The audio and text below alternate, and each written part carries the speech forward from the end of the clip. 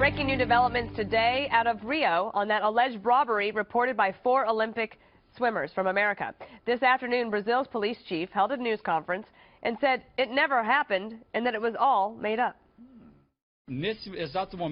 At this exact moment, what the police can confirm is there was no robbery in the way that it was reported by the athletes. They were not the victim of the criminal facts that they described. Police say there was a series of contradictions from the athletes from the start, and one or more of the swimmers actually carried out acts of vandalism at a gas station last weekend. So earlier, an Olympic spokesman tried to calm everything down. Let's give these kids a break. You know, sometimes you take actions that you later regret. They are magnificent athletes. Lochte is one of the best swimmers of all times. They had fun. They made a mistake. It's part of life. Life goes on. Let's get the very latest now from Fox's Steve Harrigan, who joins us live from Rio. This has been a wild story, Steve. Can you sum it up for us? A wild story with really intense interest. We just saw 2 of the swimmers leave the police station. They were surrounded by a huge crowd of media. A very angry press conference by the chief of police in Rio today. He said basically the 4 American swimmers owe this city an apology. He said they made up a fantastical lie. He said there was no robbery, no violence, no victims. He said what there were 4 drunken Americans who went into a gas station bathroom, smashed mirrors, caused damage, and then tried to leave without paying for it. He even supplied a motive. He said the swimmers were with 2 women beforehand, and they lied because they didn't want people to find out about it. As far as the 3 swimmers who are still in Brazil, they've had their passports seized, but the police chief said now that they've given their testimony, which he claims confirms what he said in the press conference, he said he sees no reason to keep them in Brazil any longer. 2 of them were pulled off a plane last night, so we could see them leaving the country in the near term. Dana. I'm sure they want to get out of there. We're going to take it around the table here. Eric Bolling's got a question. So, Steve, just talk to us a little bit. We've been hearing about this all day. One, we were talking a little bit about why there's such intense media coverage of this story. But again, on one side, you have national pride. You have the Brazilians saying, hey, these Americans lied about our country. Our country isn't like that. On the other hand, you have, as you point out, the Brazilians pulling Americans off an airplane over something they call, you know what, and could be as innocent as just a lie about what happened. So that's one sense. But also give us a sense, can they be held for anything? Literally, can they be jailed for any of this? I think you're right that pride is a real big factor in this. Brazil has really been taking a pounding in these Olympic Games for green water in the swimming pool, the Zika virus, and over again, athletes going out at night getting robbed. There were 2 more this week, one from Great Britain, one from Australia, robbed at gunpoint, taken to ATMs. I think part of the reason this has gotten the press it has is because it's a very high-profile American, the 6-time gold medalist Lochte. As far as what charges they could face technically up to 3 years in jail for filing a false police report. But it sounded like the chief of police really doesn't have the chops to try and pursue that. I don't think there's any real desire to pursue this any further. Juan. So, Steve, Ryan Lochte, who's, well known, I guess he's only Michael Phelps is better known than Lochte in terms of American swimmers. So he was on TV here in the United States talking to Matt Lauer, and he said, why would we make up such a story? That doesn't look good for Ryan Lochte. What do you think is in his mind? What were these guys thinking? What were they doing? I think the one thing you can point out about Lochte's story is that it has changed over time. Initially, he said a gun was held to his forehead and cocked, and that they were pretty much ran off the road by another vehicle. Then that changed. He said a gun was pointed at him and that they were robbed while stationary at a gas station. I think the one key fact here that even the police chief can't deny is that these 4 swimmers had a gun pointed at them, gave money, and then were allowed to leave the scene. So it doesn't sound like a square deal any way you look at it. Okay, Kimberly. Yeah, so any idea perhaps how even, the Olympic Committee, maybe they want to handle this, the U.S. teams, to say perhaps like a very sincere apology specifically to the people, of Rio? Because, yes, they've been having a tough time prior to the Olympics, during the Olympics, with a little bit of bad PR, and maybe like a fine or something to kind of make this go away. I think you're right that there are losers really on both sides of this so far.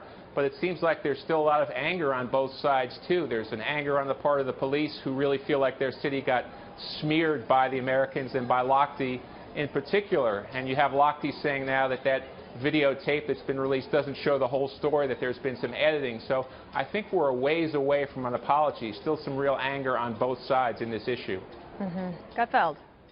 Stephen, is there any truth to the rumor that President Obama will be sending a plane filled with $500 million to Rio to get the swimmers back?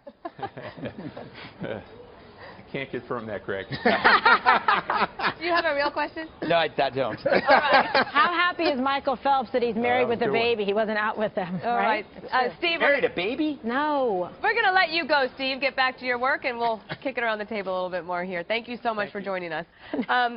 So this story, Eric, was the front page of the New York Post on Saturday. Yeah, and it is literally leading every newscast. Let me do this. Can I start with, I'm by no means defending Ryan Lochte for lying if he did lie. But I will tell you a story. This is an honest-to-God true story. I'll tell you there's a punchline at the end of this story. 20 years ago, I was in Rio de Janeiro. Oh my It was gosh. a very, very similar situation where they just come off an economic downturn. They're trying to recover. It was a dangerous city. We go from the hotels area to the restaurant areas, and you always take a cab. You don't want to do anything else but take a cab. We took a cab every single day. About the fourth day, I think it was a Friday night, and that's relevant, the cab goes out of its way, doesn't go directly to the restaurant area. We get pulled over by police. Police pull us out of the cab. Now, you know if you're in Rio, you lock your passport in the safe because you don't want your passport stolen, otherwise you can't leave. Police say, get out of the car, show us your passports. We didn't have passports. They said, you're going to jail until Monday until a judge sees you. So now we're thinking we're in a Brazilian jail over the weekend.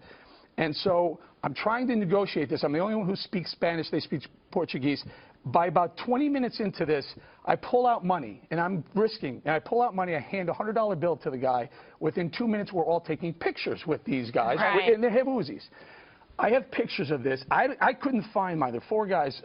One of the guys says he has a picture. He's coming back from California. I hope they have it by tomorrow. But my point is this.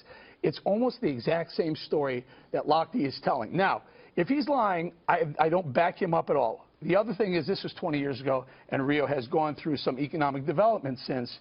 But it was a dangerous place, and I still think Is the it's a theme dangerous of place. this blame it on Rio? Yeah. Well, you know, and the Brazilians are going to get mad about this, but honestly, that stuff goes on. Here's what also I think.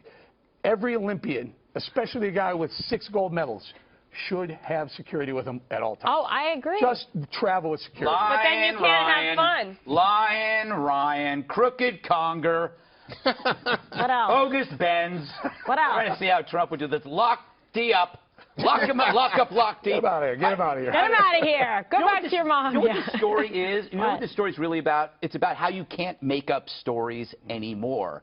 Because 20 years ago, there wasn't as much surveillance. Right. So when you tell a story about being robbed or whatever, there's surveillance at a gas station that will show up and make you look like a fool. So I think what's happening is, it makes me think, if we had this kind of surveillance years ago, how many hoaxes, whether it was the Tawana Brawley case or whatever you can name, how many of those would have fallen apart the moment you saw the tape? And I think that's going to change. Not only do you have to get your story straight, you got to pray there's no surveillance, and there's no way around surveillance. Well, in this case, we don't have any social media posts, but that does play a role in it, too. Juan, do we hold our Olympic athletes to too high a standard?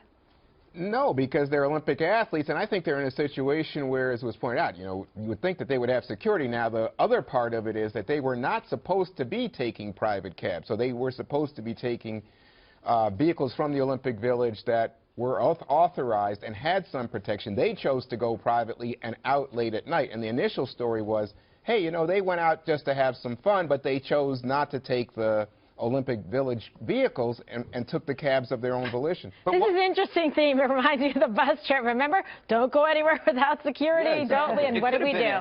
Could have been like a new Olympic event, synchronized intoxication. Right. Slalom urination. Oh, apparently, my gosh. they defiled the gas station. Slalom urination? Yes. Do you think that sounds like a good idea? It's a winter sport. Yes, that's true.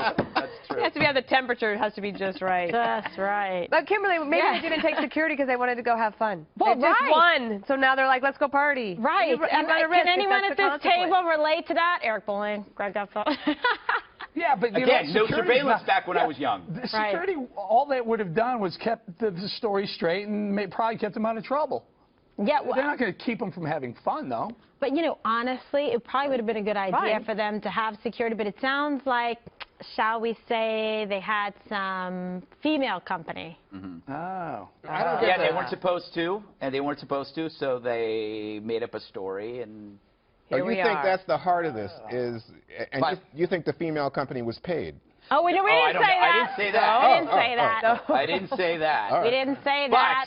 But you've just, some people, some people have said. No, maybe they had girlfriends. Maybe they had girlfriends. Yeah, it could be girlfriends. And, you know. Yeah, in fact, I think it was one of them was texting on Reddit and saying, oh, yeah, you know, the sex parties start once the games are done. What sex parties? You're thinking of the Secret Service. Oh, okay. Yes. Totally different story, but very similar for some reason.